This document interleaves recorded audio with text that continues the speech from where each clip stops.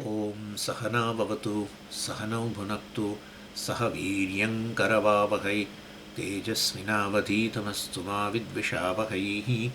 ઓમ શાંતિ શાંતિ શાંતિ.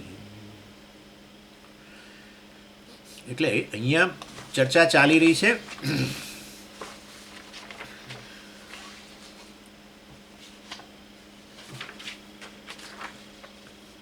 સુરેશ્વરાચાર્યજી છે આત્માનું જે સ્વરૂપ છે એની વાત કરી રહ્યા છે ને એમણે અને કહ્યું કે આત્મા તો સાક્ષી ચૈતન્ય છે, બદલાયા વગરનો સર્વને પ્રકાશિત કરતો એવું ચૈતન્ય આત્માનું સ્વરૂપ છે અને એ છેવટનું સત્ય છે. કારણ કે એ સત્યને નકારવા માટે કશું ઉપલબ્ધ નથી. જો વાસ્તવમાં વસ્તુને નકારવા માટે ઉપલબ્ધ હોય, નકાર યોગ્ય હોય તે સત્ય ન કહેવાય. પરંતુ બધું નકારવા માટે ચૈતન્ય જોઈએ. ચૈતન્ય વગર, કારણ કે નકારનારો ચેતન જ હોવો જોઈએ. તો વાસ્તવમાં સર્વ વસ્તુને નકારનારો જે છે ચૈતન્ય, એનો નકાર ન થઈ શકે ને જો નકાર એને નિષેધ ન કરી શકાતો હોય તે સત્ય થઈ ગયું. અને માટે વાસ્તવમાં ચૈતન્ય જ સત્ય વસ્તુ છે અને એની સામે કોઈ પ્રકારની કોન્ટ્રોવર્સી હોઈ શકે નહીં. અને જે કંઈ આપણે વિરોધ છે અથવા અનેક પ્રકારના મતાંતર છે એ વાસ્તવમાં ચૈતન્યના વિષય માટે છે, ઓબ્જેક્ટ ઓફ કોન્શિયસનેસ માટે છે, ચૈતન્ય માટે નહીં. ચૈતન્યનો વિષય શું છે? જગત. બધું ચૈતન્યનો વિષય. અવકાશથી માંડીને બધી જ વસ્તુઓ ચૈતન્યનો વિષય છે. એની સામે દાખલા તરીકે એટમ. તો એટમમાં તમે જુઓ તો આજકાલ આ અણુ વિશે, પરમાણુ વિશે કે બધા એના વિશે મતાંતરો છે. સર્જન દાખલા તરીકે ચૈતન્યનો વિષય. જગત ગણો આખું. તો એ જગત કેવી રીતે આવ્યું, ક્યાંથી આવ્યું ને શું છે, એના માટે કેટલાય મતાંતરો છે. જો એ કે સેટલ થયું નથી. ઇન શોર્ટ કહેવાનો આશય એવો છે મારો કે ચૈતન્ય વિશે કોઈ વિરોધ નથી.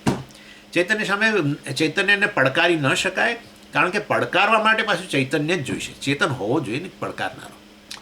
એટલે એ રીતે વાસ્તવની અંદર ચૈતન્ય જે છે એ છેવટની રિયાલિટી છે.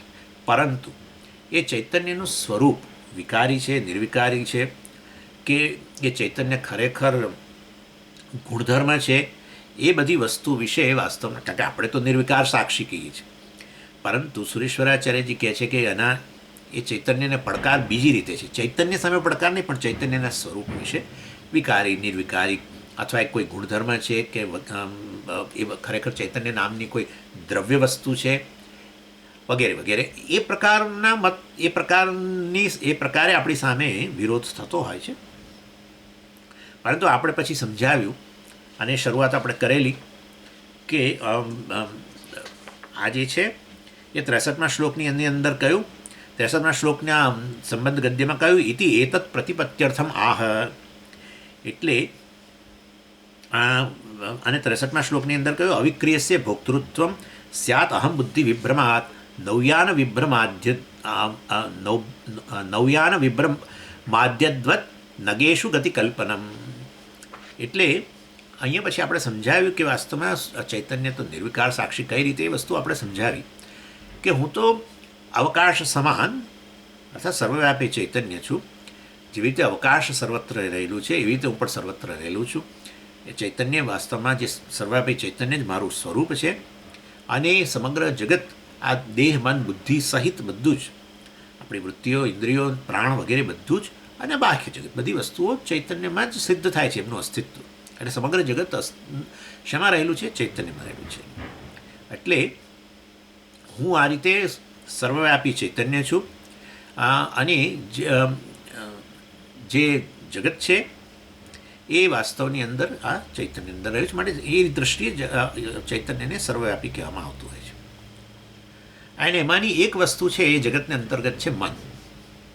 અને એ શેમાંથી બનેલું છે? સમગ્ર જગત જો આ રીતે દ્રવ્યમાંથી બનેલું હોય, ભૂતોમાંથી બનેલું, મહાભૂતોમાંથી, તો અંતઃકરણ મન પણ જે છે આપણું અંતઃકરણ એ શેમાંથી બનેલું છે? આ દ્રવ્યમાંથી. પરંતુ આ બાહ્ય સ્થૂળ જગત છે એની સામે આ જે અંતઃકરણ છે એ સૂક્ષ્મ દ્રવ્યમાંથી બનેલું છે. અને સૂક્ષ્મ દ્રવ્યમાંથી બનેલું છે એને જેમ કે વિજ્ઞાનની અંદર આ લોકો કહેતા હોય છે, વિજ્ઞાન આ રીતે દ્રવ્યમાં બે વસ્તુ ગણતા હોય છે. સૂક્ષ્મ દ્રવ્યને એ લોકો એનર્જી કહેતા હોય છે, શક્તિ. અને સ્થૂળ દ્રવ્યને દ્રવ્ય કહેતા હોય છે, સબસ્ટન્સ. એટલે એવી રીતે આ સમગ્ર જગત જે છે એમાં કેટલું સ્થૂળ છે, સ્થૂળ મહાભૂતો, પરંતુ કેટલુંક સૂક્ષ્મ હતું, કારણ કે છેવટે આવ્યું છે સ્થૂળે પાછું સૂક્ષ્મમાંથી જ. અને એવા સૂક્ષ્મ મહાભૂતોના સાત્વિક અંશમાંથી અંતઃકરણ બનેલું છે, દ્રવ્ય છે એ રીતે. એટલે એ તમે જુઓ તો સૂક્ષ્મ દ્રવ્યમાંથી બનેલું હોવાને કારણે એ ઠોસ નથી, સૂક્ષ્મ છે. અને એ આવું અંતઃકરણ જે છે એ વૃત્તિઓ ઉત્પન્ન કરવા માટે સામર્થ્ય ધરાવે છે. અને કોની હાજરીમાં?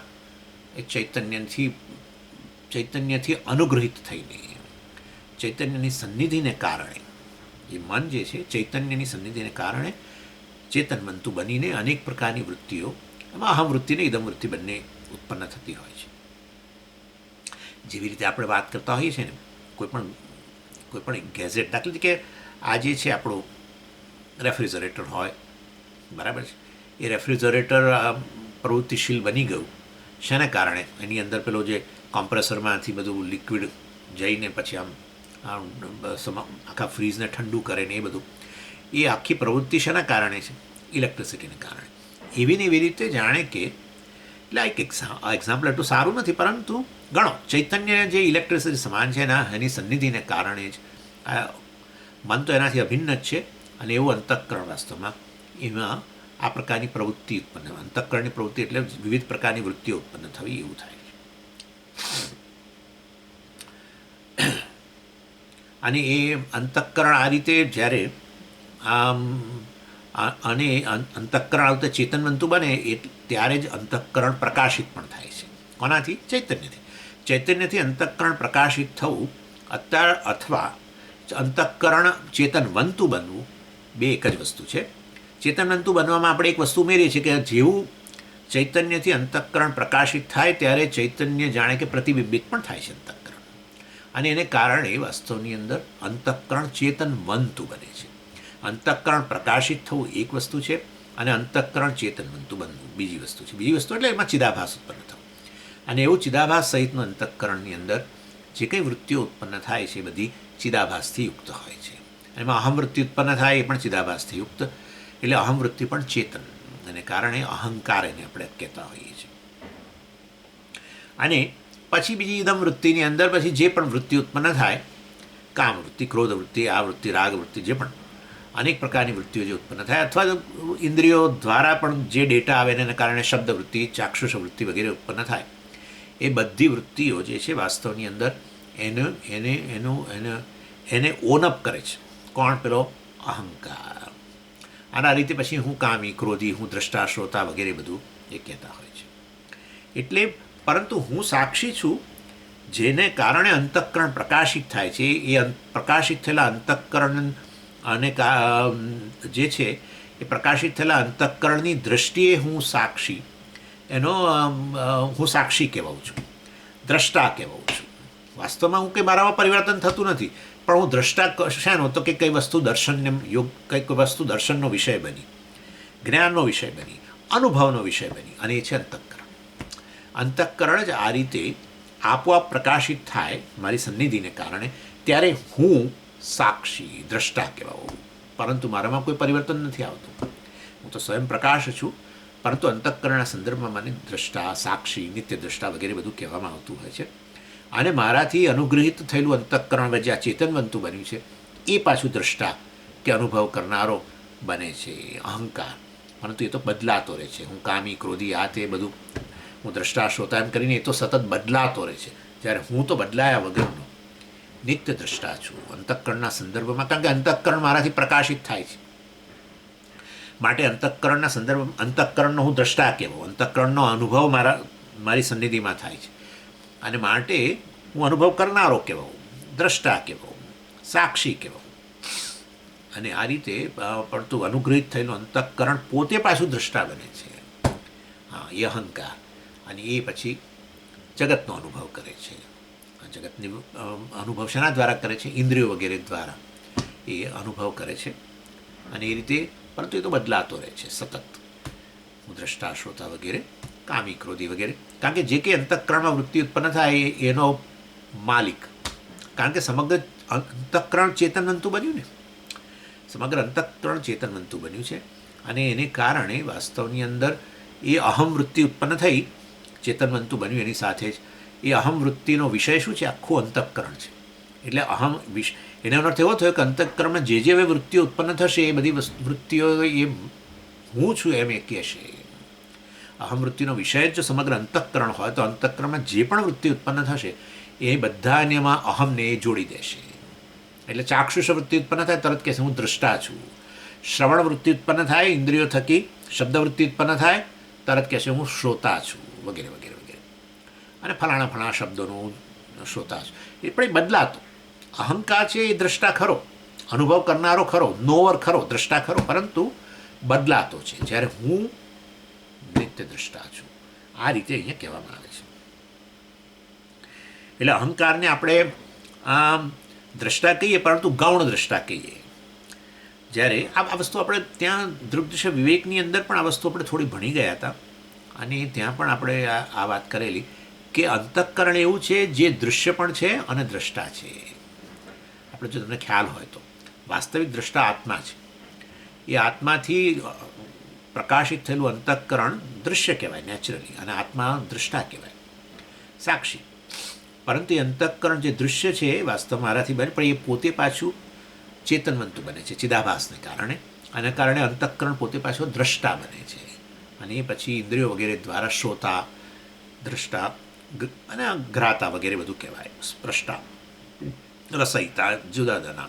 અને એ સિવાય પણ અંતઃકરણમાં લાગણીઓ ઉત્પન્ન થાય, એના આધારે પણ એ પોતે કામી, ક્રોધી, ફલાણું બધું જે કંઈ અંતઃકરણમાં વૃત્તિ ઉત્પન્ન થાય એનો હું માલિક છું, બસ. આનું નામ અહંકાર. અને એ રીતે એ બદલાતો અહંકાર આ રીતે ઉત્પન્ન થાય છે. એટલે એ ગૌણ દ્રષ્ટા કહેવાય. જ્યારે હું આત્મા કેવો કહેવાઉં? સાક્ષી, એ મુખ્ય દ્રષ્ટા. મારે કારણે પછી બધું ખરેખર તો દર્શન થાય છે.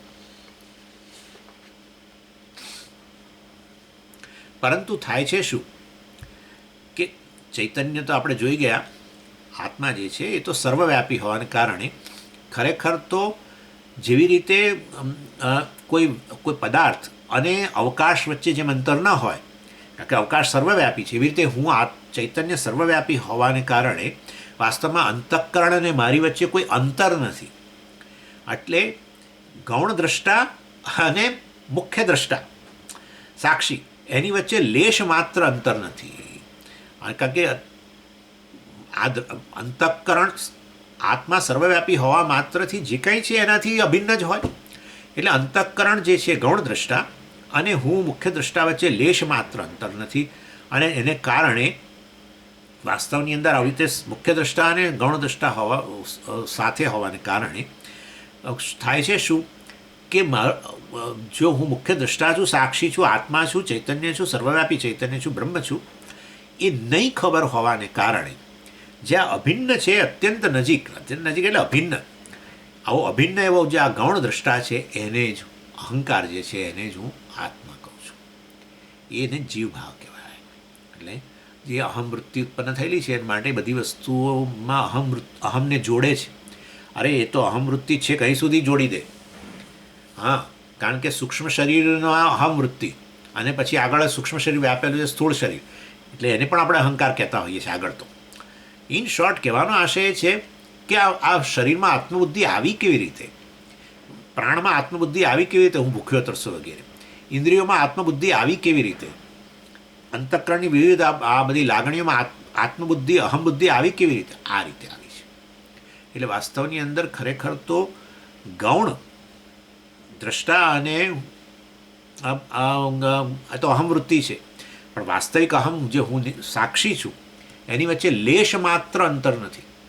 અને એને કારણે એકનું જ્ઞાન ન હોય તો બીજાને અહમ આપોઆપ જ કહેતા હોઈએ છીએ. અને અહીંયા અહમવૃત્તિ આમ પણ ઉત્પન્ન થાય છે, એટલે એને જ આપણે જાણે કે સાચો અહમ છે એમ માની લેતા હોઈએ છીએ.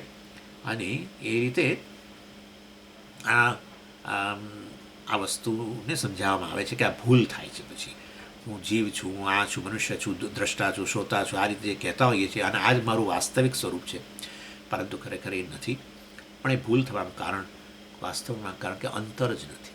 સર્વવ્યાપી ચૈતન્ય અને અંતઃકરણ વચ્ચે લેશ માત્ર, સર્વવ્યાપી ચૈતન્ય અને આકાશ વગેરે વસ્તુમાં અંતર નથી. આપણે કહીએ કે બધું આકાશમાં રહેલું છે. અરે પણ આકાશ જ ચૈતન્યમાં રહેલું હોય તો એનો અર્થ થયો કે કોઈ પણ જગતની વસ્તુ અને આત્મા વચ્ચે કોઈ અંતર જ નથી, તો જ સર્વવ્યાપી કહેવાય ને. એટલે એ રીતે અંતઃકરણ અને મારી વચ્ચે પણ અંતર નથી. અંતઃકરણ એટલે અહંકાર. અંતર નહીં હોવાને કારણે ગૌણ દ્રષ્ટા અને મુખ્ય દ્રષ્ટા વચ્ચે બિલકુલ અંતર નહીં હોવાને કારણે, ગૌણ દ્રષ્ટા અને સાક્ષી વચ્ચે બિલકુલ અંતર નહીં હોવાને કારણે, અને સાક્ષીનું સ્વરૂપનું અજ્ઞાન હોવાને કારણે, કારણ શરીર આત્માનું અજ્ઞાન હોવાને કારણે, આવરણ આવી ગયું હોવાને કારણે હું વાસ્તવની અંદર આ જે ગૌણ દ્રષ્ટા છે, અહંકાર છે, એને જ આત્મા કહું છું. અને એને કારણે પછી સંસાર વગેરેની વાત થાય છે. આપણે આટલે સુધી રાખીએ, પછી આગળ ચર્ચા આવતી વખતે કરીશું. ઓમ પૂર્ણમદ પૂર્ણમિદમ પૂર્ણાત પૂર્ણમુદચ્યતે પૂર્ણસ્ય પૂર્ણમાદાય પૂર્ણમેવાવશિષ્યતે. ઓમ શાંતિ શાંતિ શાંતિ. હરિ ઓમ શ્રી ગુરુભ્યો નમઃ. હરિ ઓમ.